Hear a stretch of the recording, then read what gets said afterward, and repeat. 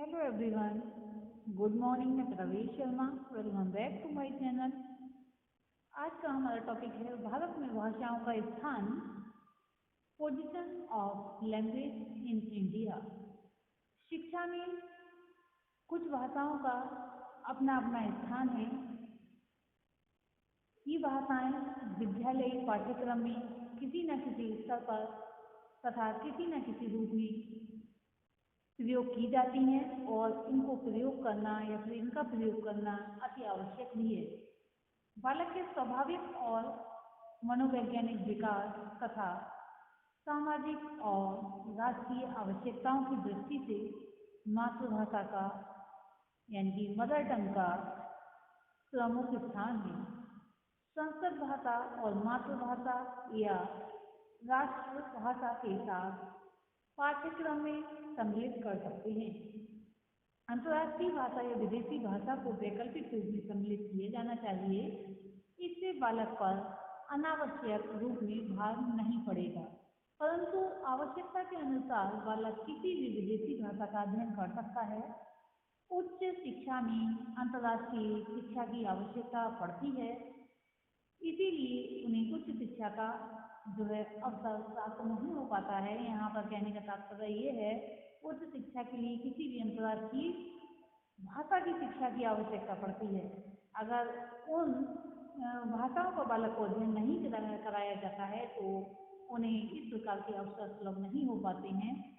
उच्च शिक्षा के लिए भाषा का एक स्वाभाविक स्थान हो जाता है, परंतु भारत में भाषा शिक्षा की एक समस्या बनी हुई है। इस संबंध में स्वतंत्रता के बाद के अनेक या फिर स्वतंत्रता के बाद जो भी समितियां या आयोग तथा परिषद जो भी बने हैं उन्होंने अनेक संस्तुतियां दी हैं। राष्ट्रभाषा तथा शिक्षा व्यवस्था की भाषा की एक ही समस्या है। इस संबंध में कुछ मौलिक प्रश्न उठते हैं जो इस प्रकार से हैं। कितनी भाषाओं की शिक्षा आवश्यक है? यहाँ कहने का तात्पर्य ये है कि बालक को कितनी भाषाएं सिखाई जाएं, यानी कि जितनी आवश्यकता है उतनी सिखाई जाएं, लेकिन उनकी एक गणना होनी चाहिए कि कितनी भाषाओं का अध्ययन कराया जाना चाहिए। दूसरा प्रश्न ये उठता है कि शिक्षा का माध्यम किस भाषा को बनाया जाए, यानी कि जब शिक्षा दी जा रही है तो किस भाषा में बालक को शिक्षा प्रदान की जानी चाहिए, जिससे कि वह अपने लक्ष्य को प्राप्त कर ले तथा उसका ठीक प्रकार से समुचित प्रकार से विकास संभव हो सके। तीसरा प्रश्न उठता है कि किस स्तर पर किस भाषा की शिक्षा दी जाए, जैसे कि प्राथमिक स्तर है, माध्यमिक स्तर है, उच्च स्तर है। इन सभी स्तर की शिक्षाएं कराई जाती हैं, सभी लेवल पर शिक्षा प्रदान की जाती है।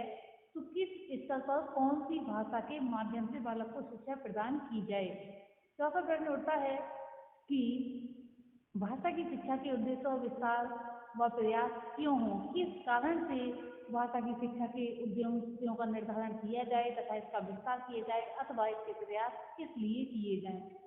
आदि जो विभिन्न समितियां हैं, आयोग हैं तथा परिषद हैं, उन्होंने इन प्रश्नों के समाधान हेतु अपनी अपनी संस्तुतियां दी हैं, जिसमें सबसे पहले हम देखेंगे ताराचंद समिति। माध्यमिक शिक्षा में सुधार हेतु इस समिति की नियुक्ति की गई। डॉक्टर ताराचंद की अध्यक्षता में 1948 अर्थात 1948 में इस समिति का गठन हुआ। इसकी प्रमुख संस्तुतियां इस प्रकार से थी। पहली संस्तुति थी कि सीनियर बेसिक कक्षा 6 से 8 तक मातृभाषा के अतिरिक्त कुछ समय तक अंग्रेजी को अनिवार्य करने की धारणा बना लेनी चाहिए और कर देनी चाहिए। दूसरी संस्कृति थी माध्यमिक स्तर कक्षा 9 से 10 तक मातृभाषा के अतिरिक्त कुछ समय के लिए अंग्रेजी को अनिवार्य बना दिया जाना चाहिए। तीसरी संस्कृति है कि अंग्रेजी के हट जाने पर संघीय भाषा को अनिवार्य करने की संस्कृति की जानी चाहिए। इस समय तक भारतीय संविधान नहीं बना था, इसलिए इन संस्कृतियों को वैधानिक रूप भी नहीं मिल पाया, इसीलिए अंग्रेजी भाषा शिक्षा में अपना स्थान बनाए रख सकी है। नेक्स्ट देखेंगे मुदालिया शिक्षा आयोग 1952। स्वतंत्रता के बाद माध्यमिक शिक्षा आयोग की स्थापना की गई और भाषा के संबंध में कुछ सुझाव दिए गए। वे सुझाव हैं: शिक्षा का माध्यम मातृभाषा या फिर क्षेत्रीय भाषा होनी चाहिए। पूर्व माध्यमिक स्तर पर कम से कम 2 भाषाओं की शिक्षा दी जानी चाहिए। मातृभाषा से शिक्षा दी जाए, मातृभाषा से ही शिक्षा प्रारंभ की जाए और पूर्व माध्यमिक स्तर से अंग्रेजी भाषा का शिक्षण किया जाना चाहिए। उच्चतर माध्यमिक स्तर पर कक्षा 9 से 11 तक 2 भाषाओं की शिक्षा प्रदान की जानी चाहिए, जिनमें एक मातृभाषा या क्षेत्रीय भाषा होनी चाहिए। मुताबिक आयोग की संस्तुति के अनुसार माध्यमिक स्तर पर 2 ही भाषाएं रखी गई, जिसमें आ और बा में विभक्त किया गया है। मातृभाषा या क्षेत्रीय भाषा प्रथम स्थान में ये हो गई, और सेकंड बा में कुछ भाषाएं हैं जैसे हिंदी अहिंदी भाषा क्षेत्रों के लिए और अंग्रेजी हिंदी भाषा क्षेत्रों के लिए। प्रारंभिक अंग्रेजी जिन्होंने मिडिल कक्षाओं में अंग्रेजी नहीं पढ़ी है और अंग्रेजी पहले से जिन्होंने पढ़ी है उनके लिए हिंदी भी अनिवार्य है। हिंदी के अतिरिक्त अन्य भारतीय भाषा की शिक्षा दी जानी चाहिए। अंग्रेजी के अतिरिक्त एक विदेशी भाषा तथा प्राचीन सांस्कृतिक भाषा के अनुसार शिक्षा प्रदान की जानी चाहिए। इस भाषा को रखा जाना चाहिए। अब नेक्स्ट देखेंगे हम कोठारी आयोग अर्थात कोठारी कमीशन 1964 से 66।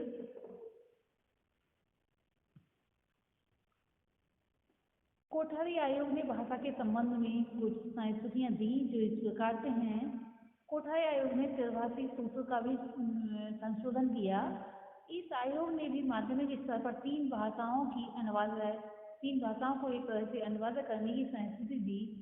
इस संबंध में ये बता देना उचित रहेगा कि विभिन्न आयोग आए और एक स्तर के लिए ये या फिर एक स्तर को सिर्फ उसी का मुद्दा उठाकर लेकर आए, लेकिन कोठारी कमीशन एक ऐसा कमीशन है जिसने सभी स्तर के लिए मुद्दे उठाए और उस विषय पर संस्तुतियां दी हैं।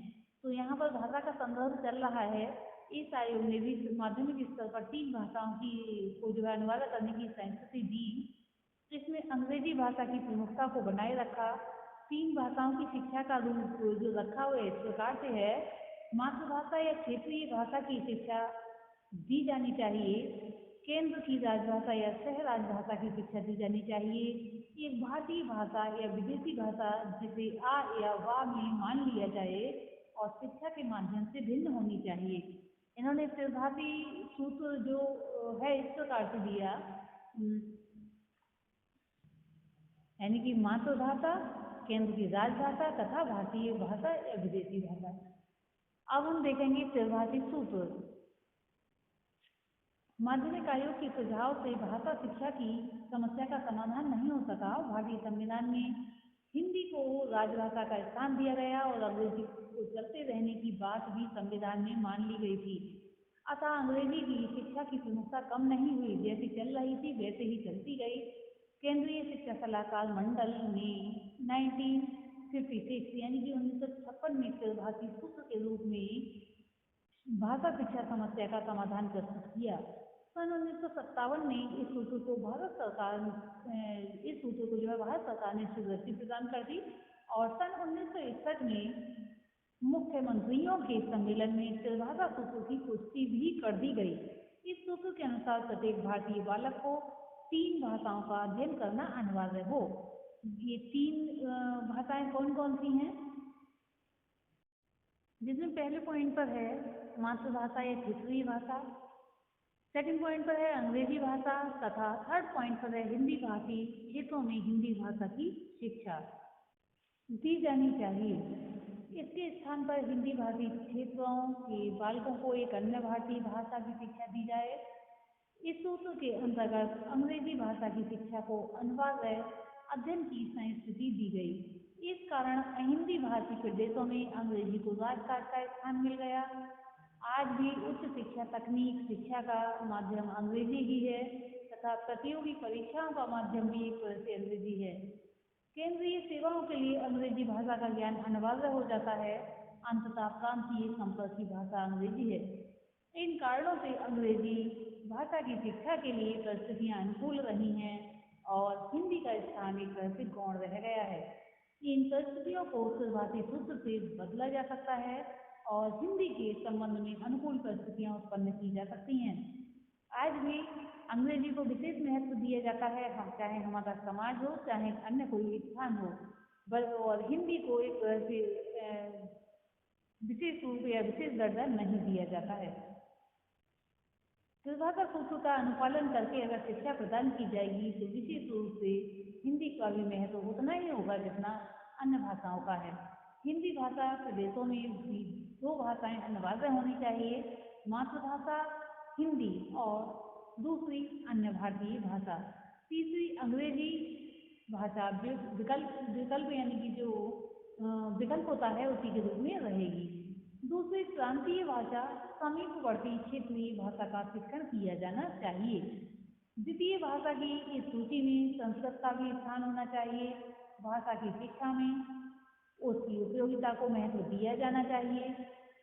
जो आयोग हैं या समितियां हैं या सलाहकार मंडल हैं, उनकी जो संस्तुतियां दी गई हैं उसका विश्लेषण करके भाषा शिक्षा समस्या का व्यवहारिक समाधान आवश्यक हो जाता है। भाषा शिक्षा समस्या का व्यवहारिक समाधान अत्यंत आवश्यक हो गया है क्योंकि भाषाओं का विकास तभी संभव हो सकेगा। भाषा शिक्षा के संबंध में व्यवहारिक सुझाव जो दिए जा सकते हैं वे इस प्रकार से हैं। मातृभाषा ही शिक्षा का माध्यम होनी चाहिए और प्रथम भाषा के रूप में उसका अध्ययन अनिवार्य हो। मातृभाषा के अतिरिक्त एक अन्य प्रांतीय या ये कहें भारतीय भाषा की शिक्षा अनिवार्य हो। हिंदी भाषी प्रदेशों में हिंदी का अध्ययन अनिवार्य कर दिया जाना चाहिए। अंग्रेजी या अन्य विदेशी भाषा का अध्ययन वैकल्पिक रूप में यानी कि बालक चुनना चाहे तो चुन सकता है के रूप में किया जाना चाहिए। ये महत्वपूर्ण बात है कि हिंदी या कहीं अहिंदी भाषी प्रदेशों में अपनी क्षेत्रीय भाषा के साथ साथ हिंदी के प्रति सम्मान और अंग्रेजी के प्रति अलगाव की प्रवृत्ति एक तरह से बढ़ती जा रही है। ये हिंदी के कार्यक्रमों, विविध भारतीय संगीत, दूरदर्शन पर धारावाहिकों के साथ हिंदी सीखने में अधिक रुचि लेने लगे हैं। केंद्रीय हिंदी संस्थान द्वारा हिंदी शिक्षक भी अहिंदी प्रदेशों के लिए तैयार किए जा रहे हैं। हिंदी की कक्षाएं नियमित रूप से चलती हैं।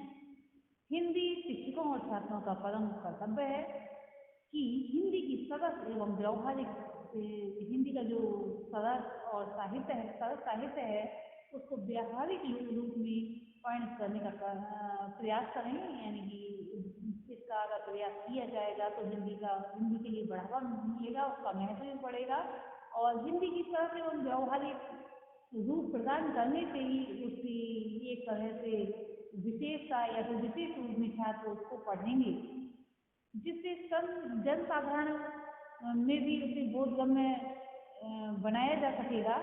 क्योंकि जब उसी का अध्ययन करने में छात्र रुचि लेंगे तो उसी को व्यवहार में भी लाएंगे। जब छात्र इंग्लिश मीडियम विद्यालय में पढ़ते हैं जहाँ पर हिंदी को नाम मात्र के रूप में पढ़ाया जाता है और बालक सिर्फ रट कर कुछ अपनी परीक्षा पास कर लेते हैं, वहाँ पर हिंदी एक तरह से अच्छी प्रकार से सीख ही नहीं पाते हैं। और जब दूसरी जगह जाते हैं जहाँ हिंदी का प्रयोग हो रहा है वहाँ उन्हें कष्ट का अनुभव भी होता है।